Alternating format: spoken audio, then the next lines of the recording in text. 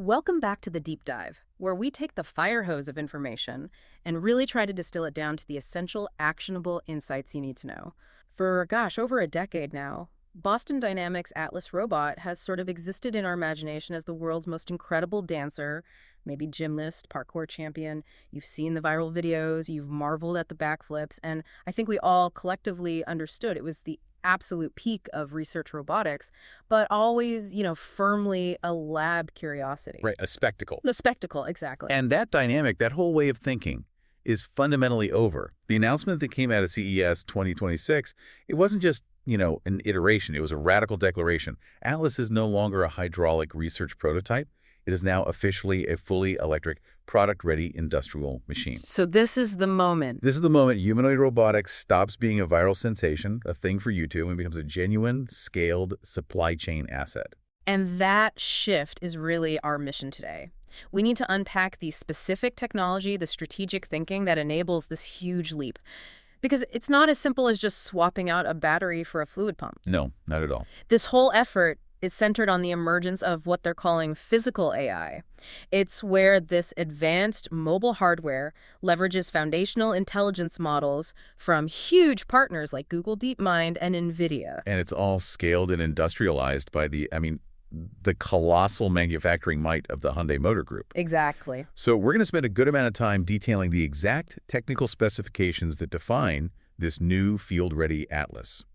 We'll explore the innovative uptime and maintenance strategies that really shatter the traditional limits of mobile automation.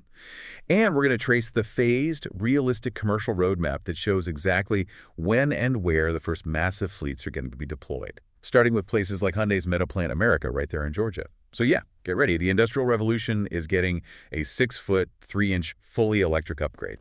Okay, so let's unpack this transformation. I think we have to start at the foundation, right? The mechanical redesign. The original Atlas, the one doing the amazing gymnastics, that was a hydraulic marvel. And that high-pressure fluid power was absolutely key to its dynamic balance, its ability to absorb impacts. But in an industrial context, hydraulics are, they're a liability. A huge liability. So what does this fundamental shift to a fully electric platform actually change, and why is that so critical for the factory floor? The shift to fully electric actuation is, it's the prerequisite for this to be commercially viable, period.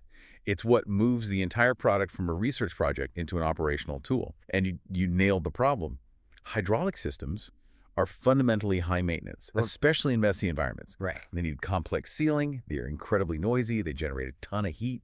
And think about it, a hydraulic leak in a warehouse or on a factory floor can be a catastrophic event. It's costly, it's messy, and it requires specialized cleanup and immediate significant downtime. And if your whole goal is achieving, say, 99.9% uptime, any one of those issues just kills your total cost of ownership argument right out of the gate. Exactly. It's a non-starter. The electric drivetrain, on the other hand, inherently offers vastly superior reliability. It has greatly reduced noise pollution, which is a huge factor in workspaces shared between humans and robots, and far, far simpler maintenance. Yeah. This is the core engineering decision that defines the machine as truly factory-hardened or, enterprise-grade. So without that switch, Atlas stays a marvel, but it never becomes a product. Never a product, exactly. Okay, so let's talk about what this new electric framework allows in terms of movement. The old Atlas was fluid, absolutely, but it was often very dramatic. This new design seems focused on efficiency and utility, which Boston Dynamics calls superhuman kinematics. What does that phrase actually mean in practical terms for industrial work? It's a fascinating term because it explicitly signals that Atlas is not trying to be a perfect copy of a human. It's designed to be mechanically superior for industrial tasks. Human movement is inherently constrained by our anatomy. Our joints only bend one way. Atlas is not. Its design embraces efficient movement over strictly mimicking our own biological structure. So what are the technical specs that bring this superhuman movement to life? We're looking at a machine that boasts 56 degrees of freedom, or DOF. 56? That's a huge number. It is. It indicates extreme flexibility and fine control over all its joints. But here's the critical technical nugget. Many of these joints are now fully rotational. Fully rotational? We're talking about the limbs, the torso, and the head. All of them capable of rotating a full 360 degrees. Wait a minute, 360 degrees, that's That's completely beyond human capability. How do they even achieve that mechanically without just twisting all the wires into a knot? Yeah. And I guess more importantly, why does a robot need to twist its torso all the way around? That's where the really advanced engineering comes in. You're right. The limitation for continuous rotation in most robots is the power and the signal wiring that has to run through the joint. To get that unrestricted 360-degree rotation, they have to eliminate those traditional wiring constraints. The solution usually involves specialized tech, like slip rings or maybe inductive power transfer. These let you transmit power and data across the rotating interfaces without any physical cables connecting the moving parts. Oh, okay. And that's a massive improvement in reliability because wire fatigue and breakage are major failure points in high-movement robotics. That makes a ton of sense. It's an elegant engineering solution to a mechanical stress problem. But I'm still stuck on the why. What's the utility of a 360-degree twist on a factory floor? It is all about efficiency in constrained spaces. Think about a modern factory or warehouse. The aisles, the shelving units, the workstations. They're all dimensioned for humans, which means they're relatively narrow. Right. So if Atlas is tasked with picking up a box from a low shelf, turning to place it on a conveyor belt behind it, and then reaching back up for the next box, it would typically have to take 3 or 4 steps to reposition its entire base. Okay.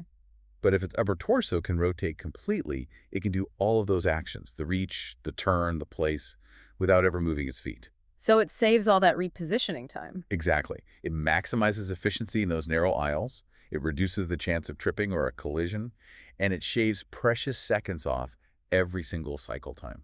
That efficiency gain, just the reduction of base movement, that has to be massive over a 24-hour cycle. It speeds up the work, but it also simultaneously reduces the robot's physical wear and tear. Precisely. And while the old Atlas was famous for its agility, this one is really built for raw, sustained industrial strength. The specifications absolutely confirm it's ready for heavy utility. Okay, let's look at the dimensions then. It's built to operate alongside people. It stands 1.9 meters tall, that's about 6.2 feet, and it has an extended reach of 2.3 meters, which is about 7.5 feet. And this is a very deliberate design choice. The dimensions are optimized specifically to interact with existing industrial infrastructure. Like what? Standard workstation heights, high shelving, conveyor belts. No factory manager wants to spend millions of dollars retrofitting their entire plant for a new robot.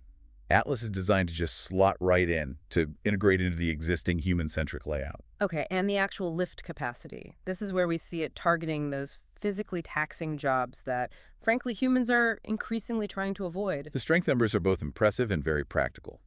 It has an instant lift capacity of 50 kilograms. Which is 110 pounds. 110 pounds, yeah. That's crucial for maneuvering or shifting extremely heavy items just once. But the more important number for industrial throughput is its sustained capacity.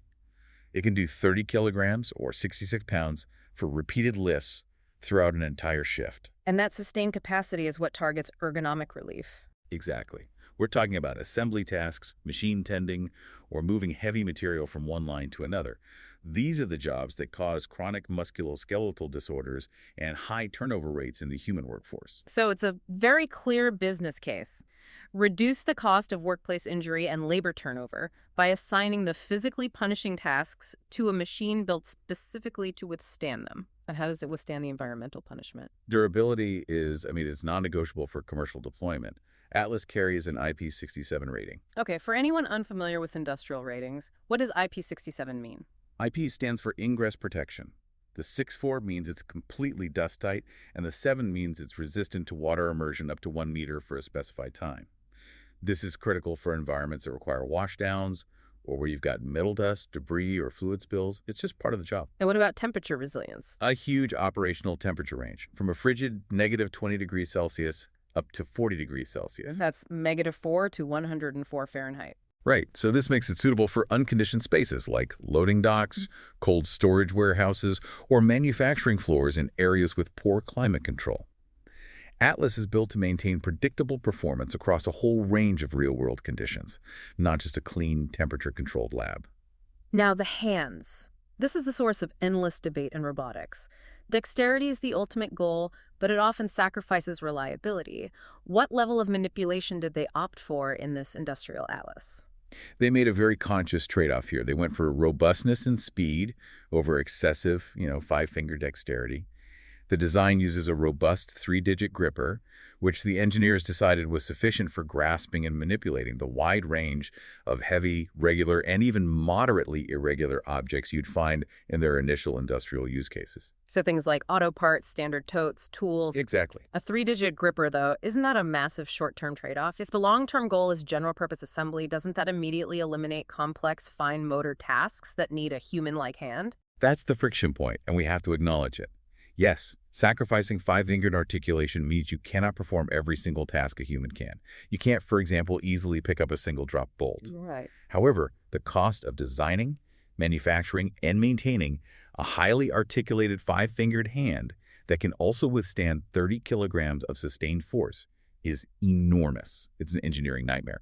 So by focusing on a 3-digit system, they maximize the essential elements: payload, reliability, and speed. So it's a strategic decision based on the 80-20 rule.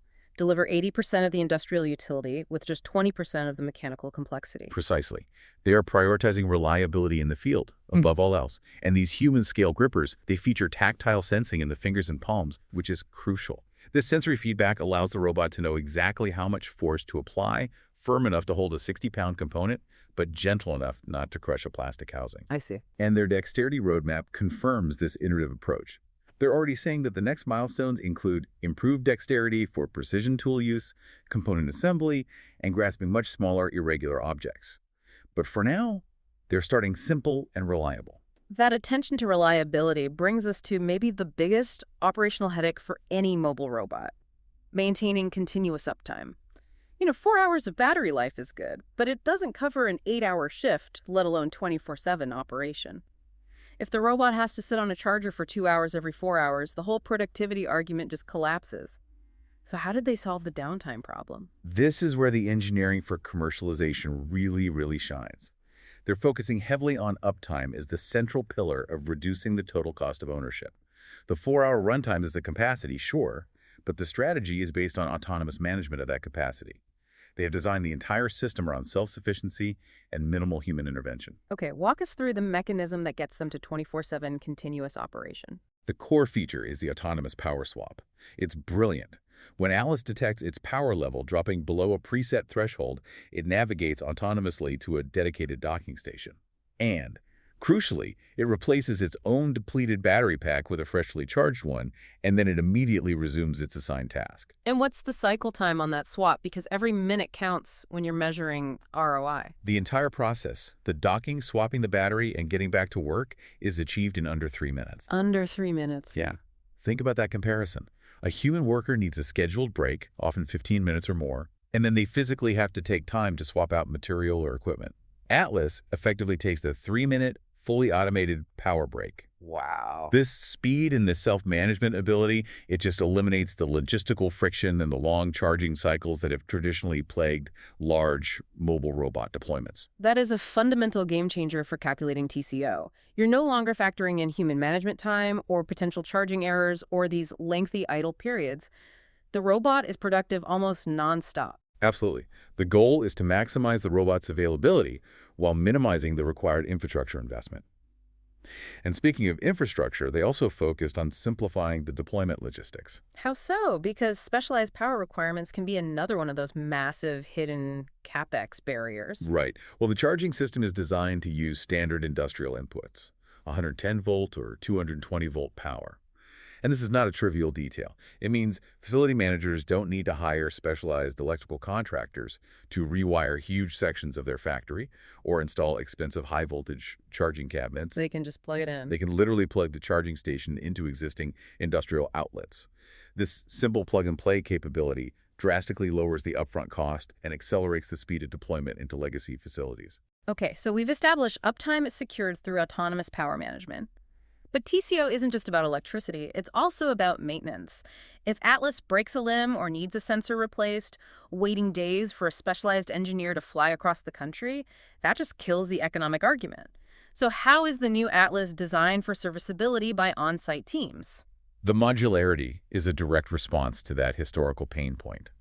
Maintenance is focused on speed and simplicity. The hardware architecture is designed so that all of Atlas's limbs, the legs, the arms, even the torso modules, can be replaced in the field by certified customer technicians. And what's the time on that? in under 5 minutes. Under 5 minutes, that's almost military-level field repair. How is that even possible? It relies on standardized, hot-swappable modules and high-tolerance quick-release mechanisms. They've essentially designed the robot to break down into easily detachable, self-contained units. So if an actuator fails in the leg, you don't send the whole robot back to the manufacturer. You just detach the leg at a standardized connector point, plug in a new pre-calibrated module from your inventory, and send the original back for repair when it's convenient. Ah. This philosophy, designing the machine not just to work, but to fail fast and repair faster, that's what unlocks mass industrial deployment. And this requires a fundamental shift in how the customer interacts with Boston Dynamics. They have to train the customer's own teams, right? They do. Boston Dynamics is rolling out comprehensive training and certification paths tailored specifically for customer maintenance teams. This is a strategic move to decentralize maintenance. It empowers the facility's existing staff to handle routine service, diagnostics, and those sub-5-minute field replacements. So it minimizes the reliance on external Boston Dynamics engineers. Drastically, which reduces support costs and it crucially minimizes unscheduled downtime. They're filling a reliable machine, but they're also selling a self-sufficient ecosystem. We've covered the body and the life support system. Now let's move to the intelligence, the brain. Because even with the most resilient hardware, if the robot can't handle unexpected situations, it's just useless. This whole commercialization effort relies entirely on Atlas having an adaptive, intelligent brain, and that's where these massive AI partnerships with Google, DeepMind, and NVIDIA come in. Let's start with DeepMind and this concept of foundational reasoning. We are looking at a system that's designed to move radically beyond the manually scripted, hard-coded environment of traditional industrial robotics. The integration focuses on bringing the power of the Gemini robotics foundation models to Atlas. This is all about general intelligence, scene understanding, and high-level reasoning.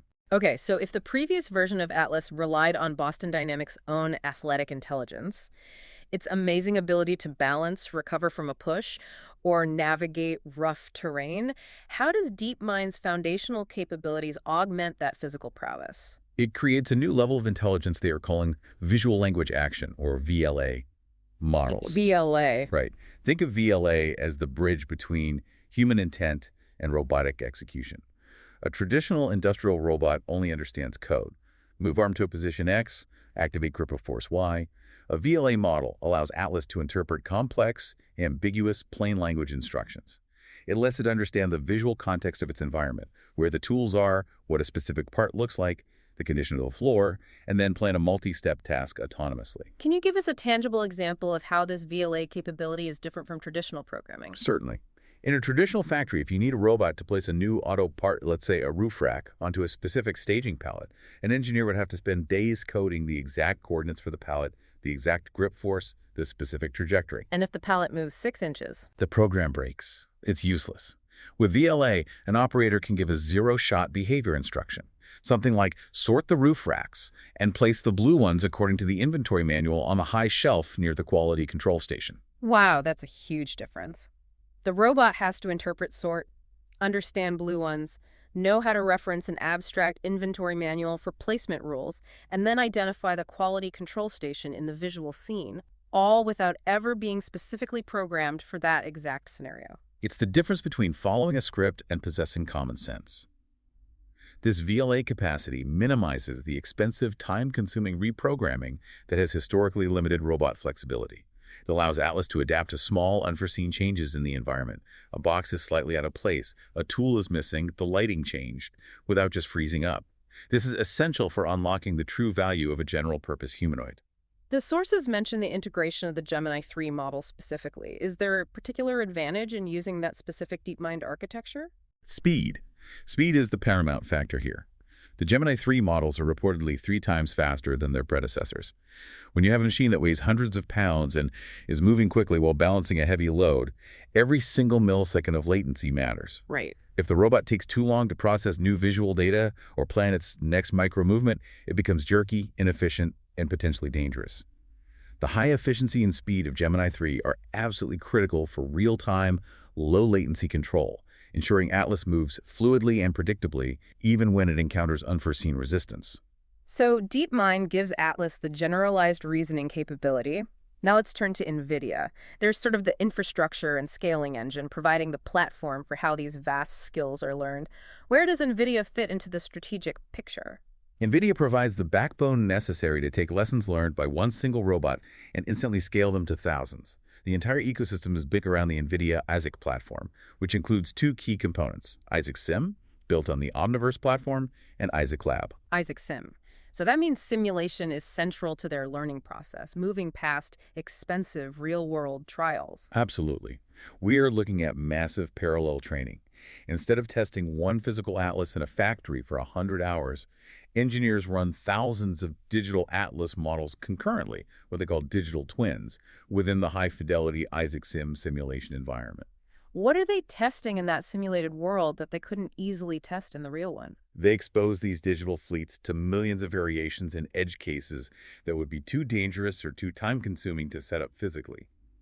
Think about testing the efficiency of a lift on a wet floor with varied levels of mechanical resistance in a joint under flickering lights, or when the robot is accidentally bumped by a forklift. So they're basically running a million virtual crash tests for every possible scenario. Exactly. They test behaviors across millions of randomized configurations. This rigorous virtual testing identifies stable movement strategies, optimizes efficiency, and ensures safety protocols are robust, all far faster than real-world trials ever could. This is the core of the sim-to-real pipeline. What does that mean for a customer who has a fleet of, say, 10 atlases deployed in their warehouse? It means instant scalability and continuous compounding improvement. This is one of the biggest insights of this entire deep dive. Once a skill, say, a more efficient way to lift a new type of heavy component, is learned in that high-fidelity simulation, that improved control policy is immediately uploaded to the control systems of the entire physical fleet via the Orbit platform. So training one atlas effectively trains them all simultaneously. All of them. The software value appreciates exponentially with every single lesson learned. That concept, collective intelligence, is genuinely disruptive to the traditional robotics model where every new robot needed bespoke local programming. It fundamentally changes the entire maintenance and deployment model. And NVIDIA is also ensuring that the robot's perception systems are robust, even for things it hasn't encountered in the real world yet. They achieve this using world foundation models. NVIDIA Cosmos, how does that feed into the learning loop? Cosmos, the World Foundation Model platform, pairs with Isaac Sim to generate vast amounts of controllable synthetic data. And synthetic data is crucial because getting enough high-quality labeled real-world data to train perception systems, especially for rare or difficult-to-capture events, is incredibly hard and expensive. So instead of waiting for a slippery floor incident to happen in a real factory, they just generate a million examples of slippery floor movements in simulation. Exactly. They generate physically accurate 3D environments by unifying diverse inputs, from CAD files to the factory layout to LiDAR scans of real products. This synthetic data is then used to train Atlas's perception robots, ensuring it can recognize, grasp, and interact with objects accurately in the real world, even those it only previously saw digitally. So it's this strategic combination: DeepMind for high-level reasoning in VLA, and NVIDIA for accelerated learning and sim-to-real scalability. That is why Atlas is moving from the lab to the factory so quickly. They are solving the historic problem of robotics: fragility in the face of the unexpected. Okay, now we have to address the elephant in the room: scale. Even with perfect hardware and the smartest AI brain, scaling a robot like Atlas requires manufacturing muscle, rigorous testing facilities, and a global value chain. And that is the role of the Hyundai Motor Group, HMG. They're the majority shareholder of Boston Dynamics, and they are providing the end-to-end industrial infrastructure necessary for mass commercialization. HMG's strategy here, which they brand as the Group Value Network, is arguably their primary competitive moat against rivals like Figure AI or Tesla Optimus, who just don't have this immediate high-volume industrial testing ground. Hyundai isn't just an investor. They are the captive customer, the manufacturer, and the data pipeline, all wrapped into one. How does this end-to-end value chain work across the various Hyundai affiliates? It sounds like they're leveraging specialized expertise from every corner of the conglomerate. That's the genius of the network. It addresses every single phase, from component supply all the way to final logistical deployment. You start with Hyundai Mobis, the massive automotive parts supplier. They're working directly with Boston Dynamics to develop high-performance actuators, the electric motors that power the joints, and to standardize key components for mass production. Why is that Mobi's integration so vital? It's purely about cost reduction and supply chain security. Mobius manufactures components for millions of cars every year. By leveraging that massive automotive scale, they can procure materials and optimize production designs for the actuators at a cost point that a robotic startup simply cannot match. Right. This drives down the final production cost of Atlas, which makes the Reyes model we'll discuss later actually viable. And standardization also means better component longevity and reliability. So they are applying the principles of high-volume, cost-optimized auto manufacturing to advanced humanoid parts. What about the logistics? That's Hyundai Glovis. They handle all the logistics and supply chain management. Deploying a fleet of thousands of robots requires complex distribution, maintenance scheduling, parts inventory, and support systems globally. Glovis optimizes the physical movement of the robot from the factory floor to the customer site, ensuring rapid, efficient deployment and support. And most critically, you have Hyundai Motor Company and Kia themselves, the massive manufacturing infrastructure. How are they being utilized? They are the ultimate proving ground. Hyundai and Kia provide the real-world manufacturing infrastructure and the essential large-scale production data needed to train, validate, and stress test the robots in high-pressure, non-simulated industrial settings. They call this providing process control and large-scale production data. Every inefficiency Atlas encounters, every unexpected sensor reading, every minor error in a live HMG factory provides immediate, invaluable feedback. This sounds like a competitive advantage that is almost impossible for a pure-play robotics company to replicate. They have a guaranteed high-stakes environment where the robot must work perfectly, and all that data immediately flows back into the learning model. It is a profound strategic advantage. Yeah. The data collected from these live factories flows into a continuous, virtuous cycle of improvement, which is anchored by two critical facilities. First, there's a software-defined factory, or SDF. Tell us more about the SDF model. HMG is actively transitioning its factories to this SDS model. This means the entire production process is digitized and data-driven.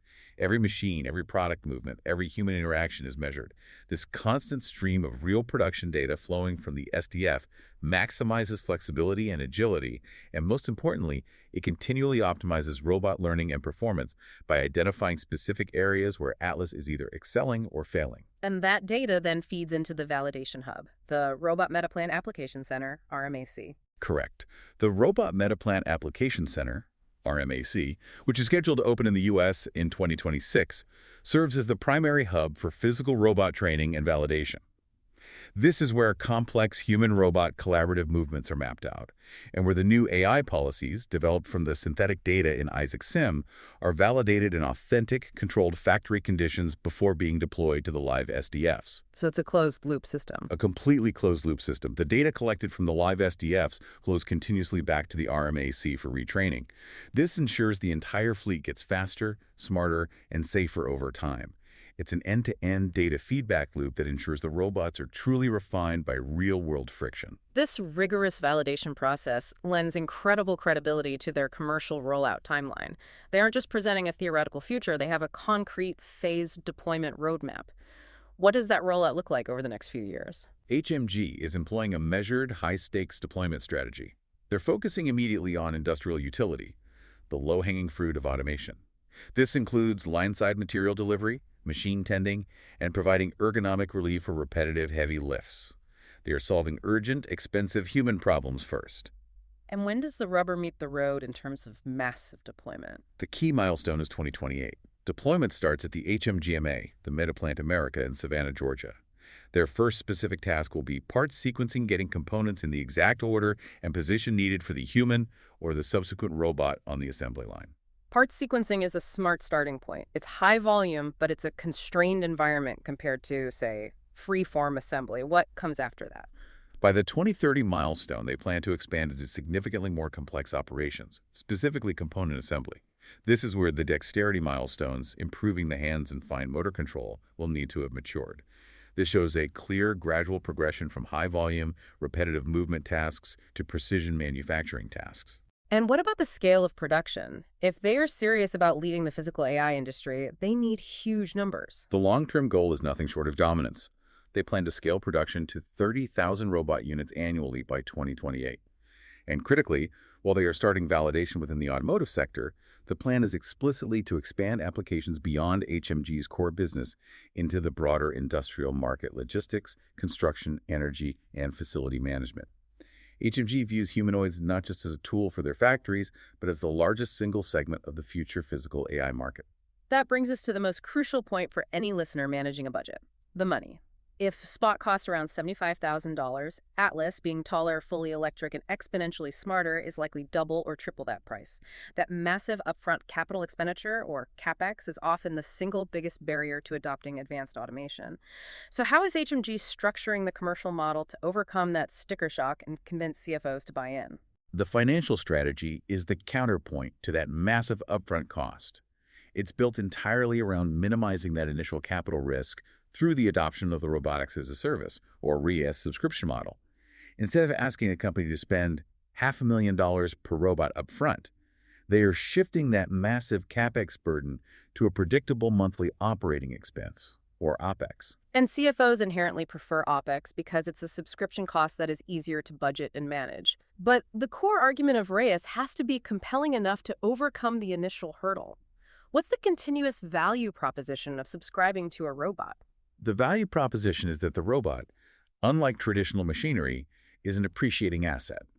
Think of a traditional piece of factory equipment, a specialized stamping machine, for example. You buy it, you put it on the books, and every single year it depreciates in value until it is eventually obsolete and requires replacement. It's a decaying asset tied to specific hardware capabilities. Exactly.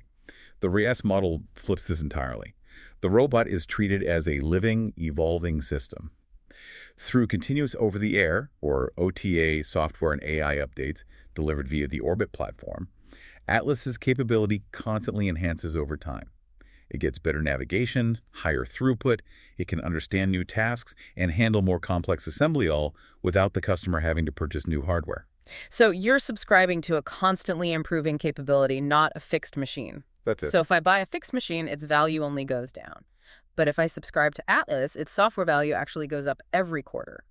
That's a profound strategic shift in how industrial leaders have to view purchasing machinery. It is, and it significantly lowers the barrier to entry.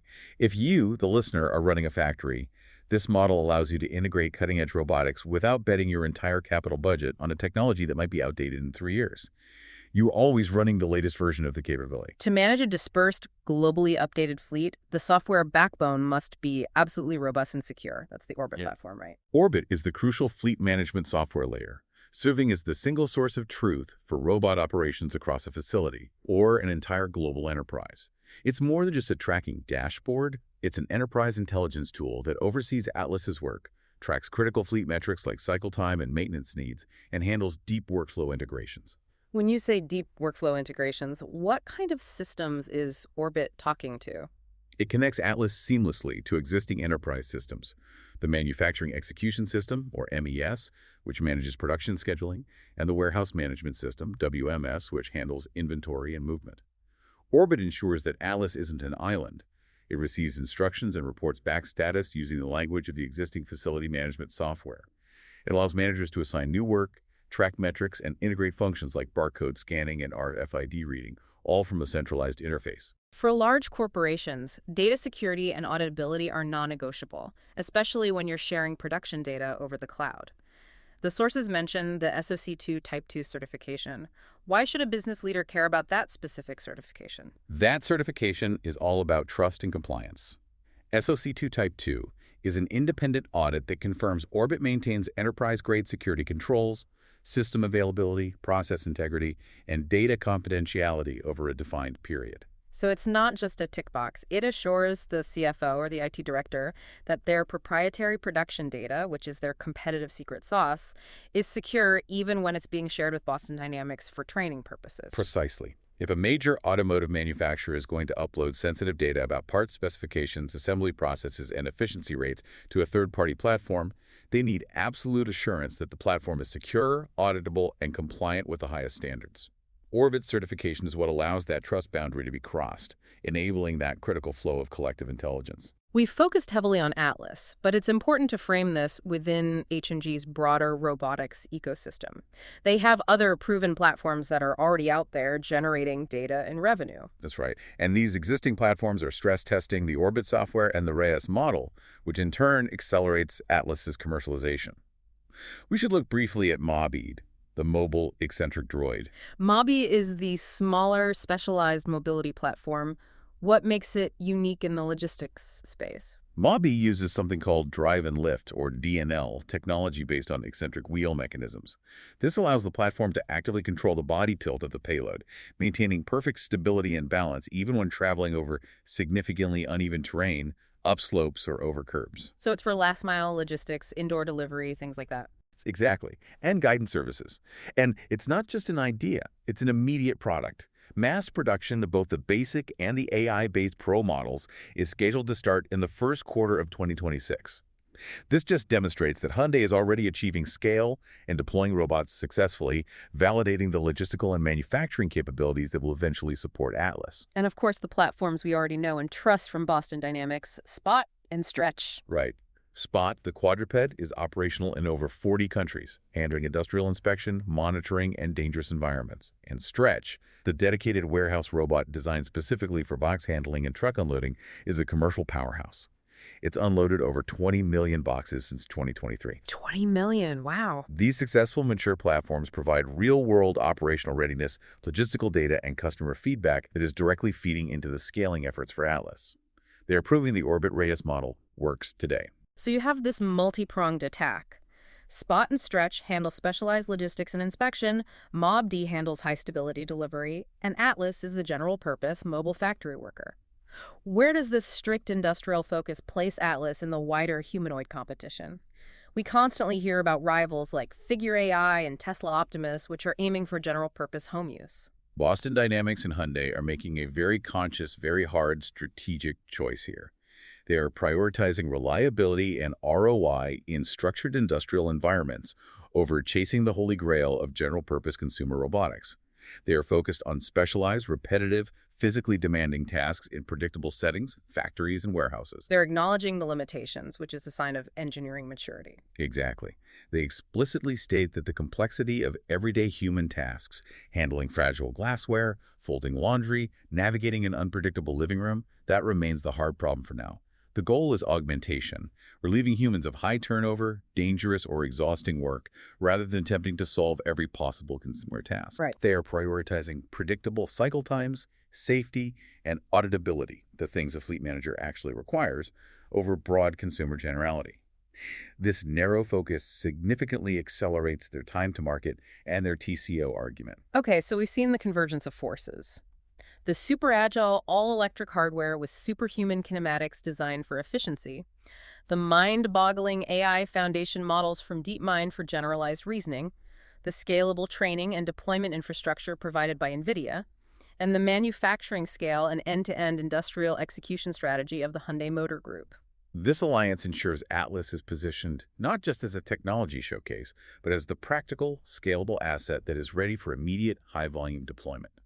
The core shift here, the critical insight for every industrial leader, is the compounding collective intelligence enabled by that sim-to-real pipeline and the Orbit platform. Which eliminates the single biggest historical barrier in custom robotics, that painstaking one-off local programming that made every small deployment uniquely expensive and difficult to scale. Correct. When one Atlas, working in the Georgia Meta Plant, figures out the absolute fastest, most efficient way to lift a specific type of unusually shaped crate, that lesson, the optimal grip, the recovery motion if the floor is slippery, the perfect kinematic trajectory, is instantly replicated across the entire global fleet of Atlases via the cloud platform. They all get smarter, instantly and collectively. That continuous improvement loop, where performance is always enhancing through shared data, changes the value proposition entirely, focusing on human-centered automation by relieving them of the high-strain, low-value work. So let's wrap this up for the decision makers out there. We know the hidden costs of not automating: reduced scalability, higher error rates, increased labor turnover, and massive safety and ergonomic risks associated with repetitive manual tasks. With the first fleets of AI-powered humanoids now entering large-scale production, and with the financial flexibility offered by the RAAS subscription model that replaces depreciating CapEx with appreciating OpEx. The final provocative question for you, the listener, to consider is this. In a world where the cost of advanced robotic capability is shifting from a sunk hardware cost to a continuous service cost, where Atlas is guaranteed to get smarter and more capable every single quarter, when do the long-term cost savings delivered by RAAS and this collective intelligence make the cost of not deploying an Atlas fleet greater than the cost of acquiring one? This transition marks the inevitable calculation shift for industrial and logistical leaders worldwide.